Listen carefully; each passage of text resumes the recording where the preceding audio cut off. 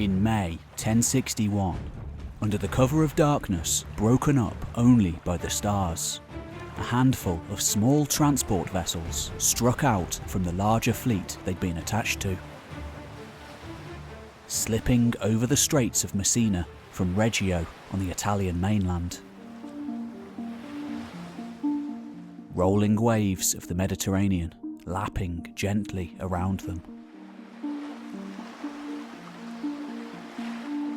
Under the overall command of the Duke of Apulia, Robert Guiscard, the thousands of Normans prowling the decks of the still stationary larger vessels had been eyeing up the island of Sicily for decades.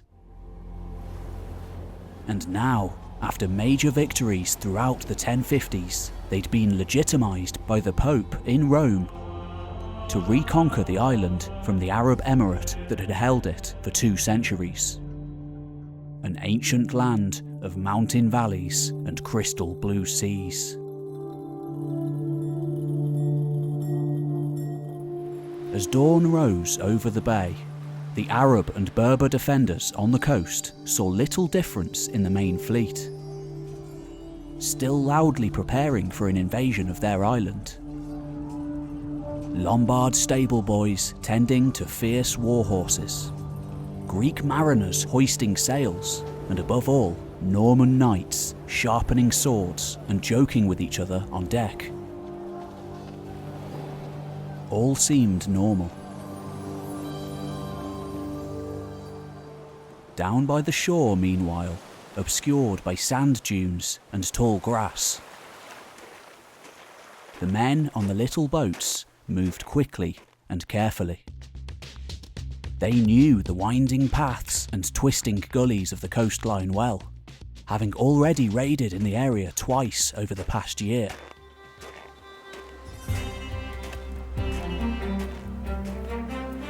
Some of them may have even been veterans from the last Christian attempt to retake the island, under the Byzantine general George Maniakes in 1040. A lot had changed in the 2 decades since that attack. Whereas those grizzled veterans had been fighting under the command of William Ironarm as mercenaries in pay of the Emperor, the new Norman leaders had struck out on their own. Since superseding the Byzantines as the foremost power in the region, gaining legitimacy from the Pope after their expert manoeuvres in the power politics of the region. And now, after testing the waters, they had come to try their luck where the Byzantines had failed.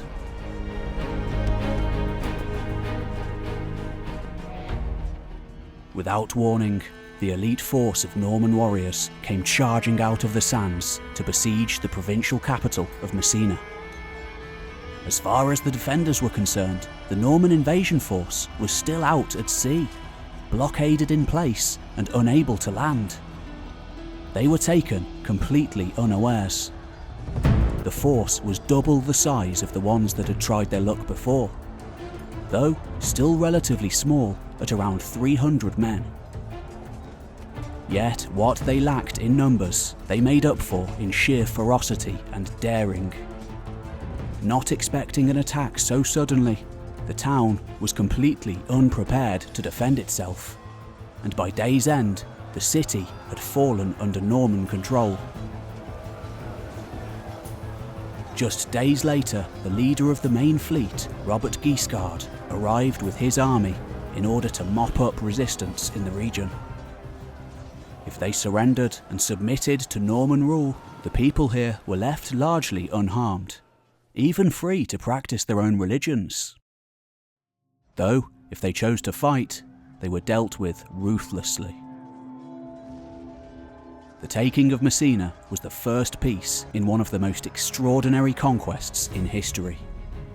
For the Normans, it was a daring adventure to strike out and seize new lands. To the Arabs, it was the first act in a centuries-long struggle for supremacy in the Eastern Mediterranean. A conflict that wouldn't truly end until the age of empire in the 18th century. The Crusades had begun. The mastermind and leader of that daring raid was the youngest of the Hauteville brothers, Roger. 16 years younger than Guiscard, quieter, more thoughtful, and less aggressive than his brothers. Perhaps an unlikely candidate for rule, yet the man who would ultimately establish a dynasty in the region that would outlive all others, eventually forging one of the most prosperous kingdoms in all of Europe. This is the story of Roger de Hauteville, father of kings, known simply in his later years as the Great Count, and the Norman conquest of Sicily.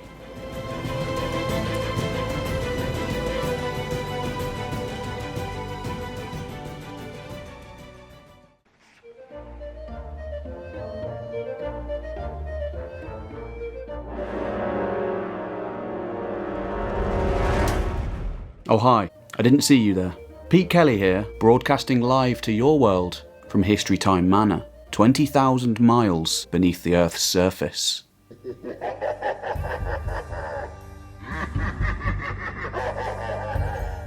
I'm delighted to announce that this video is sponsored by Magellan TV, a long-time supporter of the channel. Let's take a look. Magellan TV, a bit like Netflix, but entirely for knowledge. This educational streaming service has over 2,000 documentaries to choose from, on all manner of different subjects: history, science, nature, culture, and geography, including films, series, and standalone documentaries you can't find anywhere else. You can watch Magellan TV anywhere at any time on any device. And it even streams in beautiful 4K through the easily downloadable app. There are no ads or limited access at any time, and new documentaries are added on a weekly basis. Those of you who head on over to try.magellantv.com/historytime or follow my link in the description below will get a completely free trial. So, why not go and check out this epic series on the Normans once you've finished this video? It follows on chronologically from this one, and many others that I've made, and is a great introduction to this influential people whose actions changed the world. Head on over and get yourself some free knowledge. Now, without further ado, back to medieval Europe. It was during the mid-1050s, in the Frankish vassal duchy of Normandy, that a young knight named Roger, the 12th son of a minor regional lord, met a young heiress by the name of Judith. The two soon fell in love, yet Roger was a landless son with no future in Normandy, and Judith the daughter of one of Duke William's closest confidants. Judith's father, William Devereux, would have nothing to do with the young knight, until he could at least provide a substantial dowry for marriage. With no opportunities to speak of in Normandy, besides a career in the church, or the remote possibility of eventually inheriting his father's meagre estates on the Cotentin Peninsula, Roger opted to follow in the footsteps of his elder brothers, and set out with a small retinue of fighting men to the new favourite destination of landless Norman knights looking to make a name for themselves: Italy.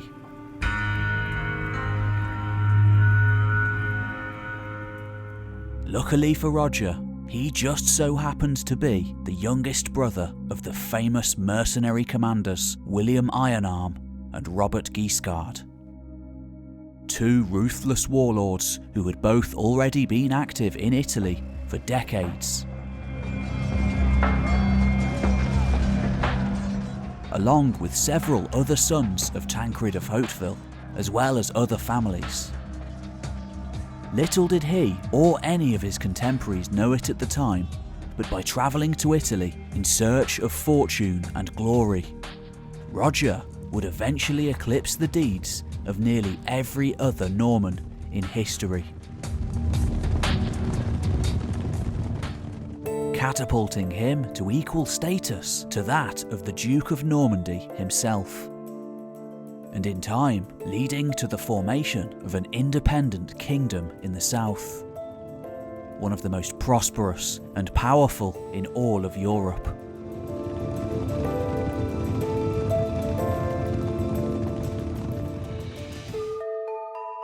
Like most figures from this time period, we don't know when Roger was born, though it was likely sometime during the 1030s, a time when his eldest brothers were already well on the way to establishing reputations for themselves on both sides of the continent.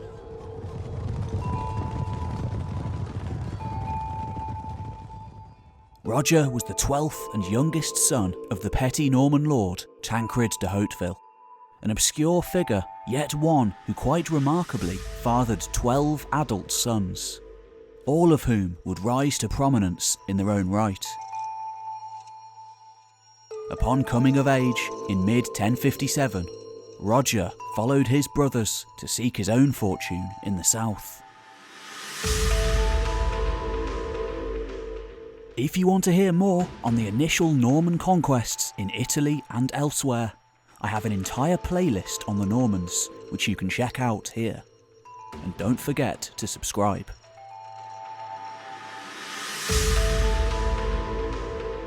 Upon arrival, rather than the warm welcome he might have hoped for, his brothers made it clear from the start that Roger would have to make his own way in the world. Charity was not the Norman way, and no handouts were forthcoming. Nor were they probably expected. Over time, however, Roger proved himself to be an able-bodied commander, and was accepted into the inner circle of his brother Robert Guiscard, the foremost Norman in Italy at the time, after his victory over a coalition raised by the Pope in 1053.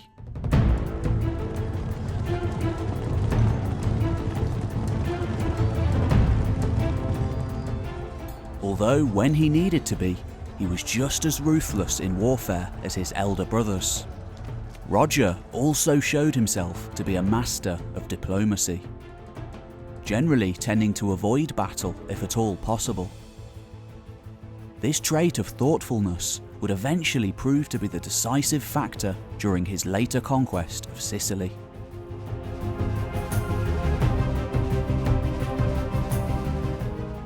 A land filled with competing factions.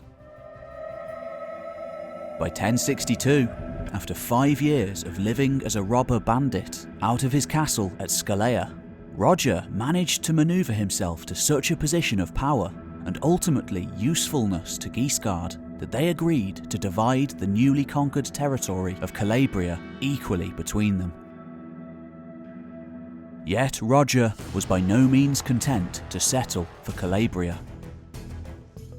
He had greater ambitions just across the Channel, on the island of Sicily.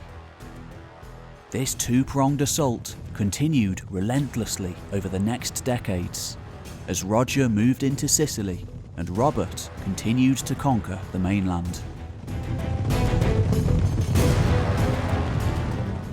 It was also around this time that Judith de Evreux, Roger's childhood sweetheart, and the very reason he'd travelled to Italy in the first place, arrived in the province along with her father after he had fallen out of favour with Duke William. No longer the poor son of a lesser Norman family, the two were married immediately in one of the few happy marital arrangements in the history of medieval Europe. Yet Roger had little time to enjoy marital life, almost immediately returning to his Sicilian campaign.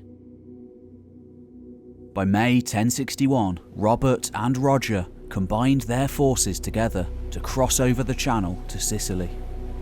Not just to raid, but to set up a permanent base. At the time, the island was ruled over by an Islamic dynasty called the Kalbids. whose ancestors had conquered their realm from the staging post of North Africa around 2 centuries earlier. Its population, however, was still mostly made up of Greek-speaking Christians, former subjects of the Byzantine Empire. Yet, it was actually the North African Zirid dynasty, based at Tunis, where the Kalbids had first originated from, that would provide the impetus for the invasion.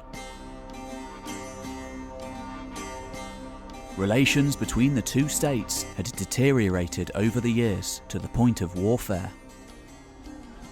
And just like he had already done with the Lombards, Roger's aim was to exploit this disunity for his own benefit.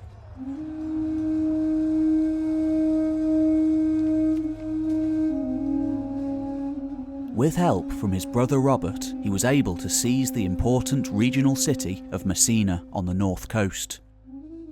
A power base which he would then use to launch continual raids and conquests deep into the interior in the years that followed.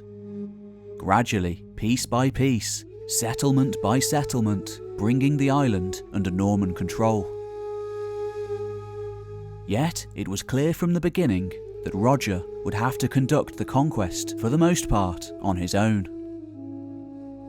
Robert had bigger fish to fry with his own conquest of the mainland, and as time went on, his conflict with the Eastern Roman Empire. For he had the imperial throne on his mind.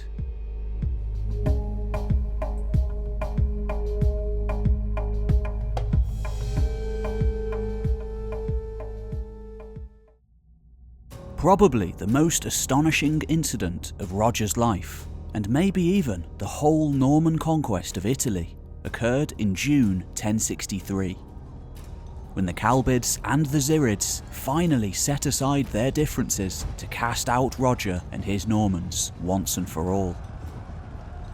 At Sarami, in the centre of the island, a huge combined force, potentially numbering in the tens of thousands, succeeded in catching Roger relatively unawares whilst on a raiding party. Accompanied by only a few hundred mounted heavy cavalry and a few hundred infantry, Roger's elite warriors nonetheless held their ground against the relentless assault, which, although numerous, lacked discipline and unity, being made up of two previously warring states.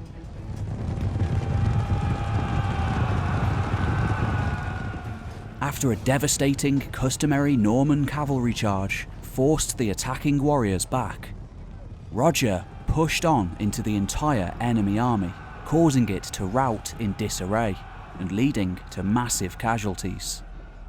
The Battle of Sarami had the effect of fully establishing Roger as a legend in the eyes of his Norman kinsmen, and as a terrible foe to be reckoned with to his enemies. As more and more Normans flocked to his cause, Roger increasingly found himself coming into contact with Greek-speaking Christian subjects, as well as Muslims. Rather than incite further unrest and political instability in his newly conquered territories, he offered religious freedom to Sicilians, expertly implementing both Muslims and Orthodox Christians into his fledgling state.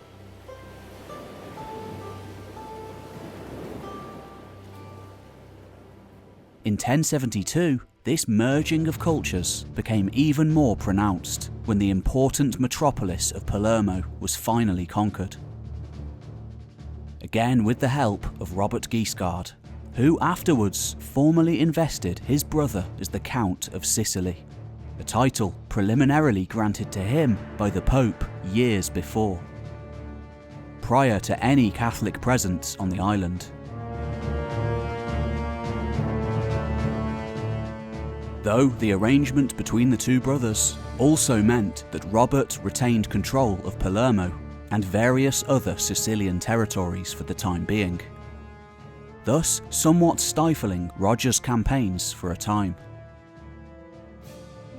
Month by month, year by year, as more and more land came under Roger's control, more and more Normans flocked to join his cause, particularly after Robert's death in 1085, which meant Roger was now the foremost power in the south. Upon arrival in Sicily, these newcomers might have been shocked at first to see large numbers of Greek and Muslim soldiers levied from the small folk now fighting for the Count. Yet, over time, these men would eventually become the backbone of the Sicilian army, as loyal as they come, bolstering and supporting the ever-present core of Norman heavy cavalrymen. In March 1086, the city of Syracuse finally surrendered, bringing tens, if not hundreds of thousands of Greek, Berber and Arabic people under Roger's rule. Again, he allowed these citizens to continue living much as they had before the conquest, provided they pledged their loyalty to him and his men. Which, generally, they did, unswervingly, largely due to Roger's reputation. Finally, in 1091, the last Arabic stronghold of Noto yielded, bringing the entire island of Sicily under Norman control.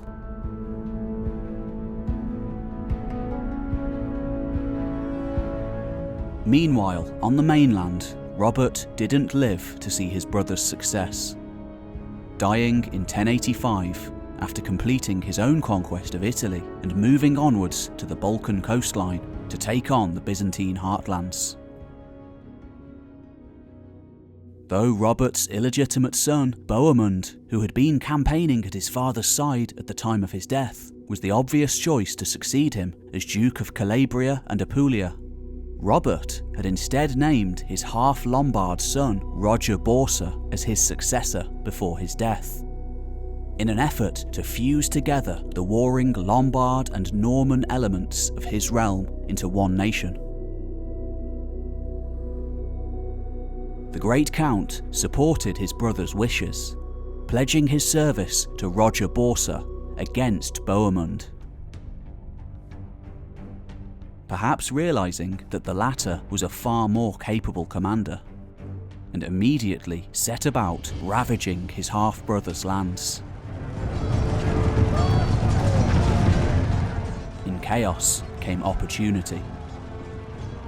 Of course, the Great Count's support had not been entirely charitable.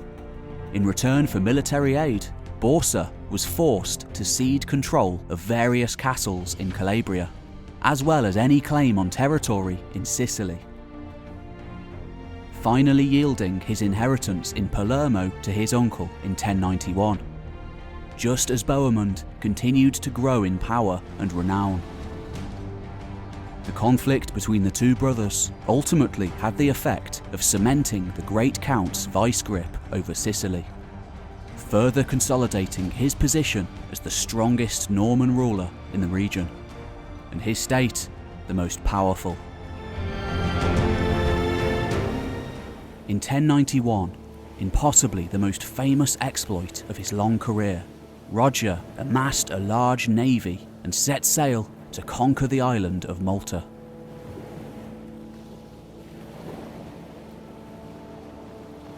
Ostensibly as a preventative measure against an Arab attack from North Africa.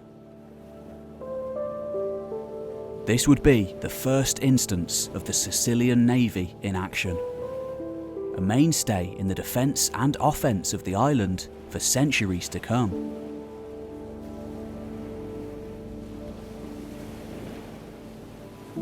Upon landing, the army encountered little resistance from the locals, and once they reached the capital of Medina, terms were discussed rather than swords drawn. In a characteristically public show of his statesmanship, according to the historical sources, the conquest remained an entirely bloodless affair.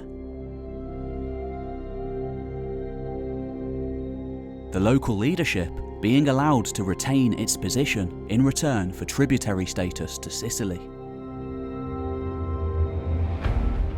In one famous incident, large amounts of Christian prisoners were allegedly released from prison to reverent chants of Christian prayer and song.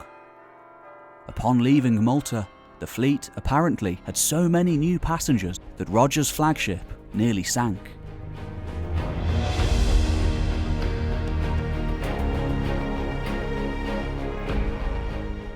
Now, well over 3 decades after first arriving in Italy, and politically supreme in Sicily, Roger had surpassed every other landless Norman knight in Europe.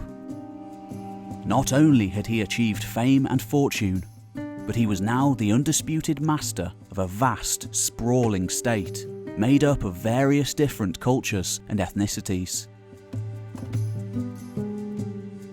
Roger was a better administrator than any of his brothers, and arguably even Duke William of Normandy, now King of England far to the north.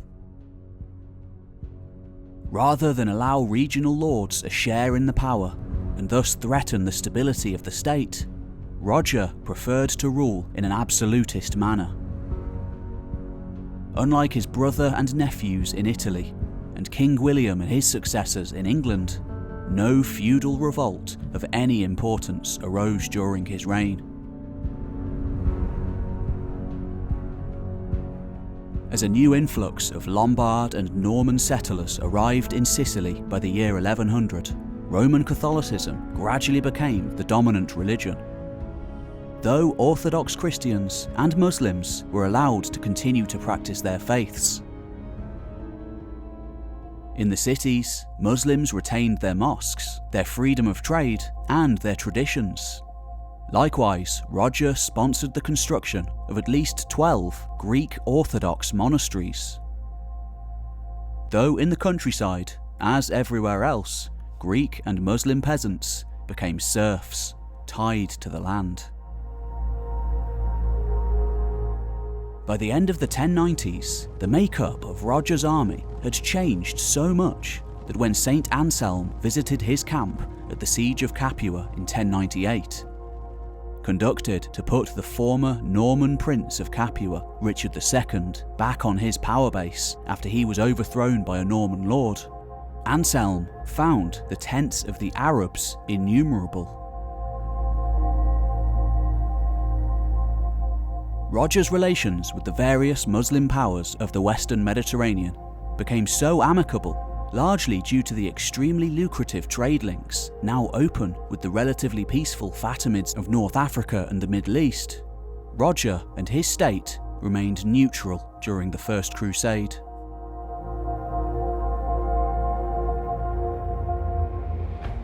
By the time of his death in 1101, Roger now presided over a multicultural powerhouse of a state, and one which would only grow in power over the coming decades. His successor, Roger II, born in 1095, just prior to his father's death, carried on the legacy of the Great Count, eventually succeeding in merging all of the Norman conquests in Italy and Sicily into a single kingdom.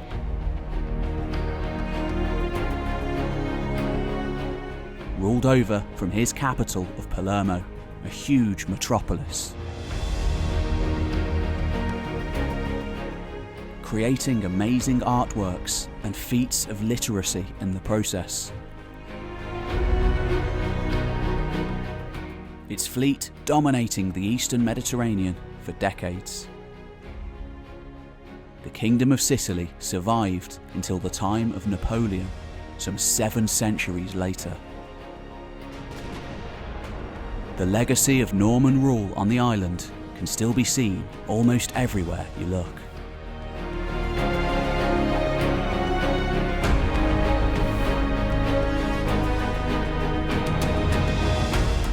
Thanks for watching, folks. If you enjoyed this video, I've made loads more from this same time period, and will be making many more in the future. Don't forget to like and subscribe if you made it this far, and check out my new channel, The Entire History of the Earth, that I've been making with my brother David at Voices of the Past. You can go watch the first 2 episodes now, and I'll see you on the next one.